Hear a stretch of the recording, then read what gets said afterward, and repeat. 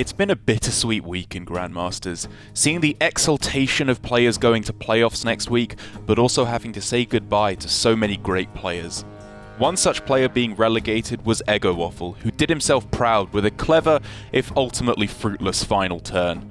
Realizing the 7 health on his Blightborn Tamsin leaves him exactly dead to Bloodshard Bristleback and Unstable Shadow Blast, he pings his own Tamsin, denying him a potential draw, but the only way to buy him 1 extra turn. A fitting farewell to one of the coolest players in GM.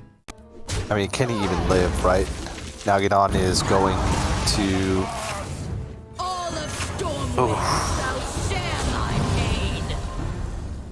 So it's... Tap Bristleback Blast. Yeah, it's lethal, right? It's is it 3 fatigue? Oh, what? That's nuts! Oh, wow. That prevents the lethal. That's amazing.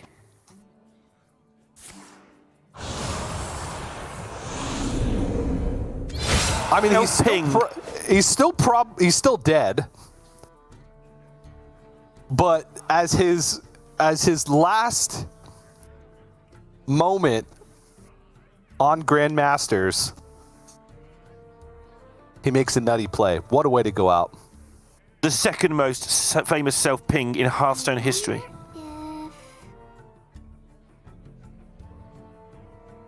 That was superb. Very cool. And like you say, it's almost certainly, well, I think it's certain, but I'm always careful because I make mistakes sometimes, but with the backfire being burned, he loses next turn anyway, but stays in there, hangs in there, and shows that he is getting relegated, unfortunately, for EggoWaffle, but he shows us he knows how to play and why he was a GM and why there's, you know, a good Masters Tour away from coming back. Yeah, he bought himself 1 more turn of Grandmasters with that play. Very cool. Very cool. And throws out the well played, gives us the salute. You will be missed. Whoa. Dmitry Kazov already has Kurtrus in hand, and KillingAllDay hasn't even completed his 2nd level of quest. Needless to say, it's not looking good. But in one of the most monumentally powerful turns I've seen in a long time, Killing rockets through his own quest and heavily disrupts Dmitry's win condition at the same time. A sick final game for Killing to take his first weekly win. It's going to be exactly the same, my friend. Oh. He has got to draw cards so he can throw them away. I see. So now you have to stop your opponent healing your minions, kill your own minions, and draw cards so you can throw them away.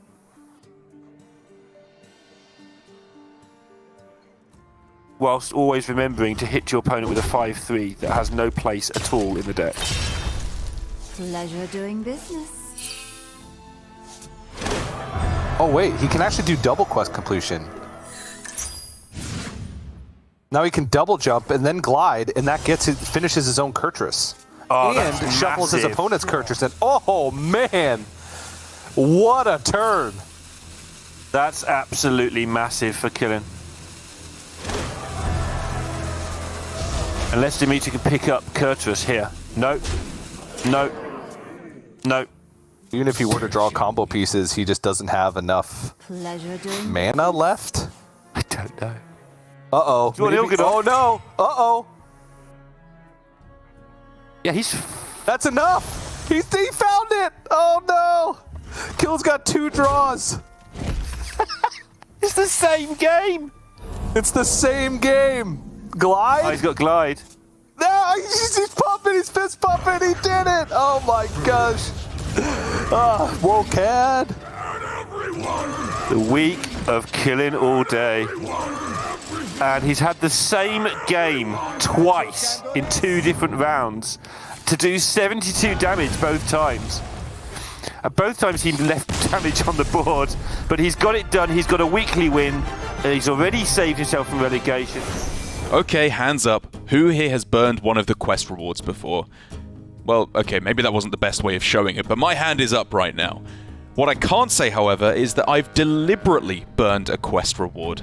After Shaxi gets Skull of Gul'dan, he's able to discount almost every relevant combo piece in his OTK Demon Hunter, and then, when he's only a philosophy away from winning the game, he says bye-bye Kurtrus and hits a ludicrous combo next turn. At least for Tiz, his final game in GM was a cool one, even if it wasn't so much fun for him. Is such a clutch card in this build of the deck against OTK Demon Hunter, and it means that even with pretty nice discounts on Il'gynoth potentially going down to 4 mana on this turn, with the top deck of Skull, which is pretty spicy. Wait, he might have lethal next turn if this discounts are right. He gets more! Oh my god, that's zero cost! Oh my god! Are you serious? He's a philosophy away from lethal next turn. So you can't play Glide here, right? I think you're losing this game, so honestly your best chance is just to cheese it. Are you kidding me? Maybe Skull should just be back in the deck there. Is it correct to go Acrobatics and burn Kurtrus? Is this an overdraw quest reward game plan? Yes, I think so. All you need is philosophy, literally. I think you're right. This is a very one-dimensional game plan now for Shaxi. What year is it? Or what month? It's felt like a whole year with the amount of balance changes we've had. He does it! Overdraw Kurtrus, and it's just low-key correct! He hits the philosophy! Oh my god, Gia, it's happening! And Shaxi, overdrawing Kurtrus, gets the win. Tiz, he waves goodbye. This is, I think, the last time that we're going to see him on stream for Grandmasters, as he is announcing his retirement next season. And there we go. Just in a Skype call as well or something. Just so they can wave each other. Any Druid deck with Celestial Alignment is often seen as a very linear deck. Ramp, play alignment, slap your opponent in the face with cards until they concede. But Gaby shows us some of the flexibility in the deck by going for Lady Anacondra right out of the gate, skipping the alignment portion of the game plan entirely. And the benefits are clear. Glide can't scratch him, and Casey's removal isn't even close to clearing this up. And all while finishing his maths homework too. Pas mal, Gaby. The reason is the overload turn, but that just surely doesn't really make enough of a reason, should I say. Oh, really? What is this? He just goes Anacondra, forgets about the Celestial Alignment altogether, and is just going to try and pop off with the Germination. I actually confess I did not look at this at all, but this makes a lot of sense, because now he's suddenly only a magic 1 mana away from being able to get Cenarion Ward down anyway, and he's already popping off with the Arbor Ups. What was that draw? It needs to be big, it needs to be Immolation Aura. It is not any of those things.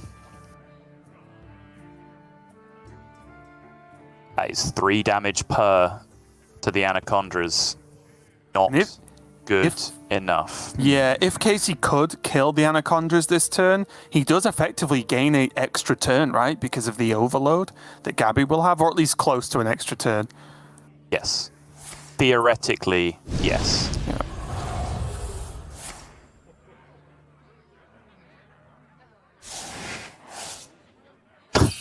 Gaby kind of nods. I think he was okay with this situation.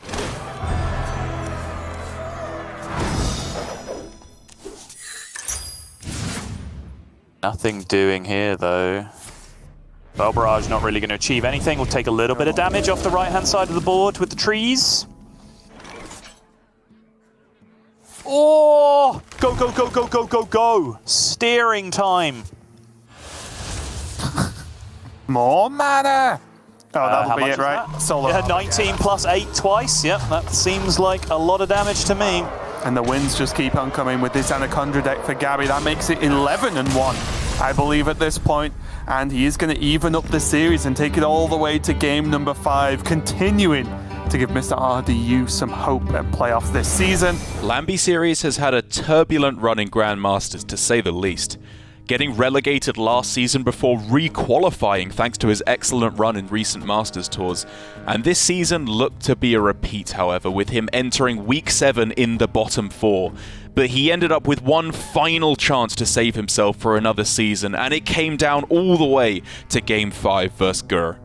Having saved his Anaconda combo since the start of the game, when turn 8 came around, it was Lambie's final chance at salvation, and with one clutch top deck, his patience paid off. The one thing Lambie didn't want to see, and now it has to be go time, right? He's facing so much pressure on the other side. He wants card draw. He wants anything that can go with this Anaconda, because this is the turn. It's the only turn, Derek, and that is an edge off the top! Oh my gosh! That's so I've sick. never done anything better with this graphic interface before.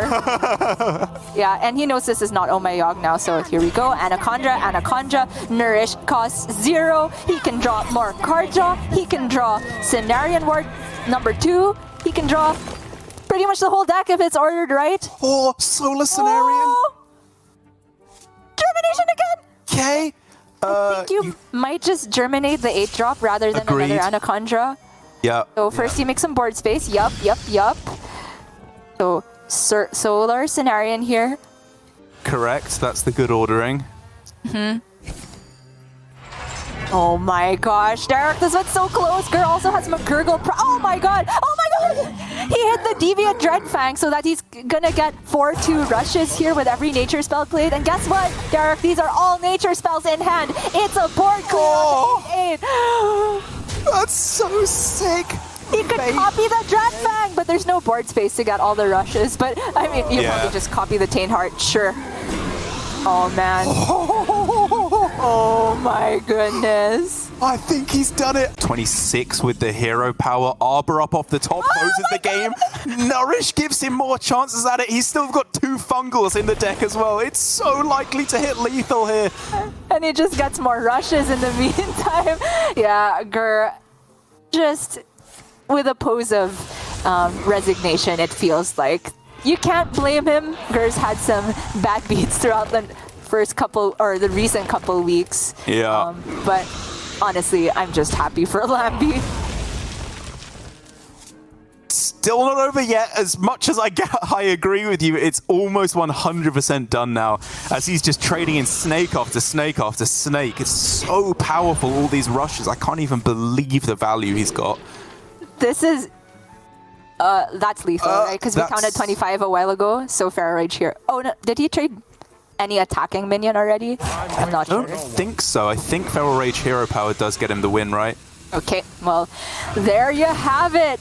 Whether it was going to be Lambie playing spells just to clear the board essentially for free because he generated this Deviant Dreadfang, or it was him just getting the straight up lethal, one way or another, Gur had no way back into this game. Lambie with a pop-off, well deserved. Man, he stays in for another series, not relegated.